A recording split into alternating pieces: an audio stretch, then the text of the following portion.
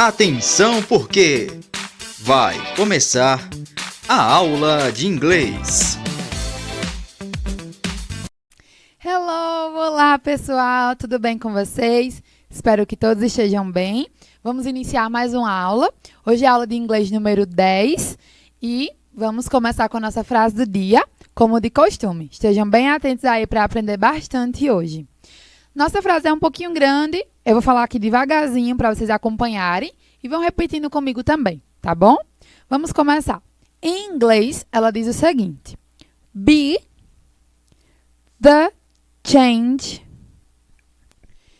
you wish to see in the world. Seria isso nossa frase em inglês. Vamos ver em português, tá certo?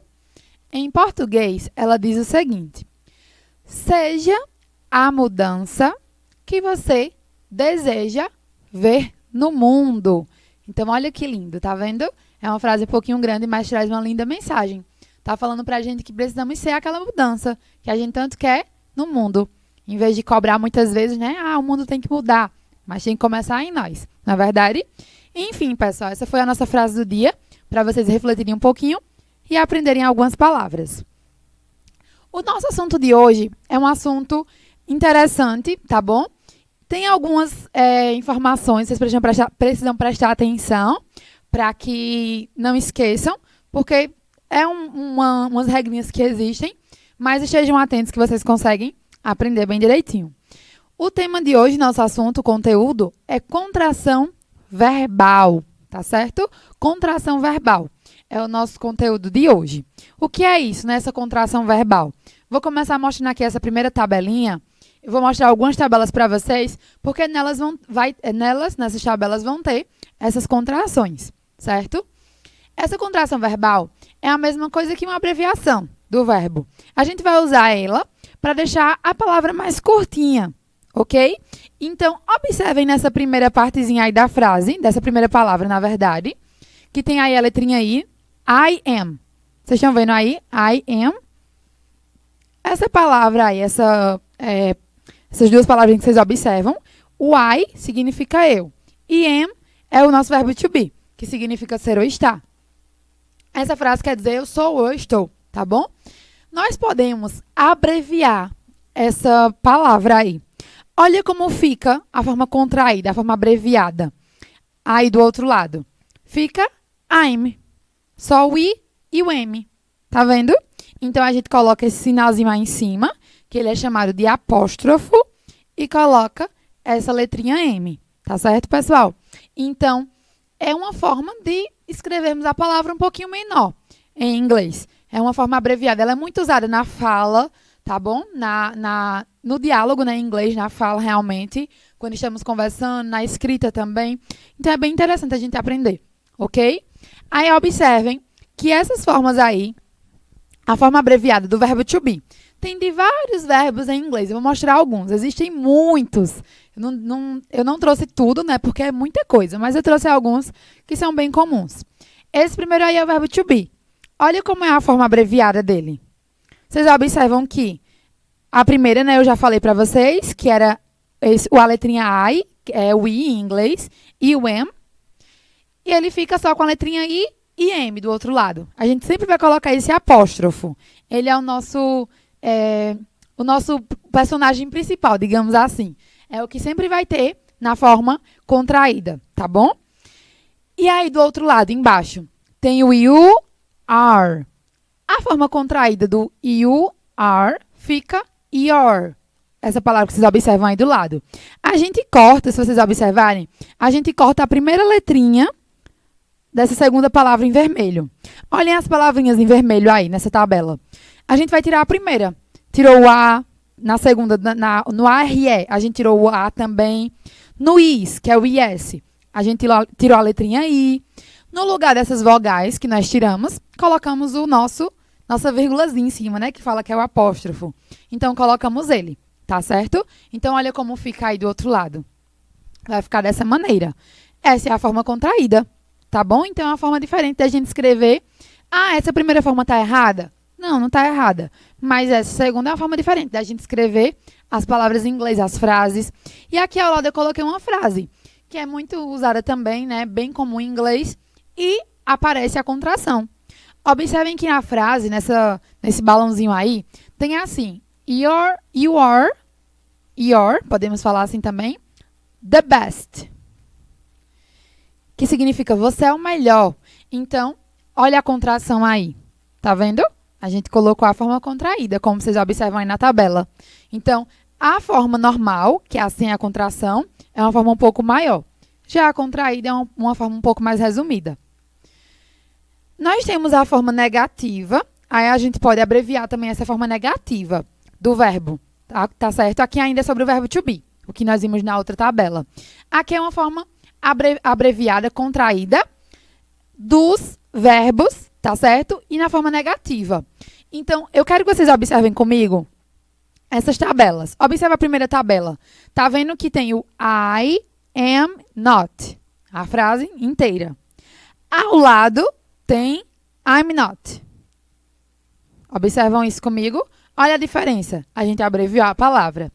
A outra, nós temos a mesma coisa nessa outra, né? A branquinha aí, a tabela branca. Porque o que é que acontece nessas frases? A gente pode abreviar, nesse caso, o verbo to be, a primeira parte da frase, ou a gente pode abreviar o not, tá bom? Que vai entrar na frase. Esse not tá aí para dizer que é não. Então, se eu digo para vocês eu sou, esse not vai dizer eu não sou, tá certo? Vamos observar a segunda, a de baixo aí, tá bom? Ela tem assim, you are not. Você não é, por exemplo, tá? É a forma normal de escrever, a forma maior. A contraída vai ficar assim, ó. You aren't. A segunda frase da segunda tabela. Ficou dessa forma. A gente abreviou o are e o not. Vocês observaram isso? Já na outra, é uma segunda forma de contrair também. A tabela branca aí. A gente abreviou o sujeito, que é o você, e o verbo to be. E deixou o not normal. Vocês conseguem acompanhar isso comigo? Ficou you're not. Então, nós podemos abreviar de duas formas. Quando for o verbo to be. Nós podemos abreviar o verbo to be com o pronome, com a pessoa da frase. Ou nós podemos abreviar o not. Tá certo? Olha aí embaixo também como é que fica o is. Is not. A terceira frase vai ficar isn't do outro lado. A terceira frase da parte vermelha. Fica aí isn't. Vocês observam isso? E do outro lado também pode ter essa abreviação. Então, é basicamente isso. Eu coloquei essa tabela aqui, tem um monte de informação, né? Mas é para dizer a mesma coisa. É só essa abreviação que eu mostrei para vocês, tá bom? A gente também tem a abreviação do passado, do verbo to be. Então, a gente vê ali o presente. Aqui a gente tem um passado. O verbo to be no passado são dois. Essas duas palavras que vocês vão ver aí nessas frases, tá certo? Nesse início de frase. Então, tem aí I was, essa primeira frasezinha, essa primeira palavra, que significa eu era, né? O verbo to be. Isso é a forma normal, né? Não tem uma contração. Mas tem a contração para a forma negativa. Olha a forma negativa. Ficou aí wasn't. Wasn't. A primeira palavra da tabelinha amarela. Estão vendo? A gente abreviou was e o not. Então, era a mesma coisa. Você escrever was, not, e escrever dessa outra forma. São duas formas diferentes de escrever. Vocês estão entendendo? E a de baixo tem were. W-E-R-E. E a forma contraída fica weren't. Essa outra que vocês observam aí. Tá bom? Então, é basicamente isso. Para todas as outras pessoas. Certo, pessoal? Aqui a gente tem outra forma. Aqui já é do verbo do, que é do em inglês, e do verbo does. D-O-E-S. São os dois agora, tá? Isso aqui é o presente em inglês, o presente simples. Quando eu digo eu não gosto de alguma coisa, eu vou usar esse presente em inglês. Porque é uma frase no presente, né? Já tá dizendo o nome. Então, olha a contração aqui. Eu quero mostrar pra vocês isso. Olha aí embaixo da carinha, né? Desse rostinho. Tem aí o do, mas, not.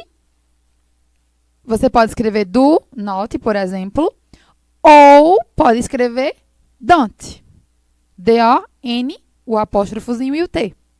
Certo? São duas formas. Essa é a forma contraída. Já embaixo, a gente vai usar does.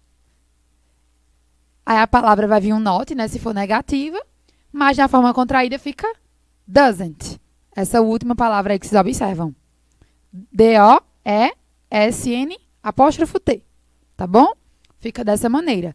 Então, são duas formas de escrevermos. E essa é a forma contraída. Toda vez que vocês verem esse apóstrofozinho aí, essa vírgula em cima que a gente fala, é nossa contração, tá bom?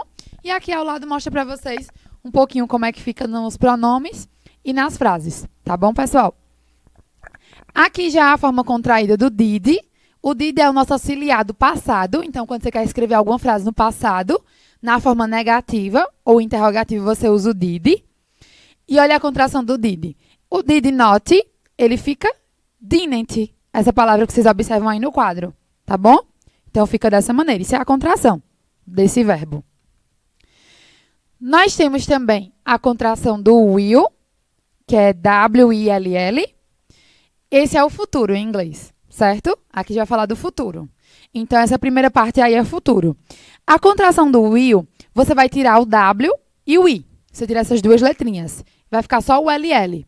Olha aí do outro lado, onde tem verbo to be contraído. Tá vendo? Porque aí seria no futuro, tá, pessoal? Então, olha como fica. O I, por exemplo, essa primeira palavra, I apóstrofo LL. Fica desse jeito.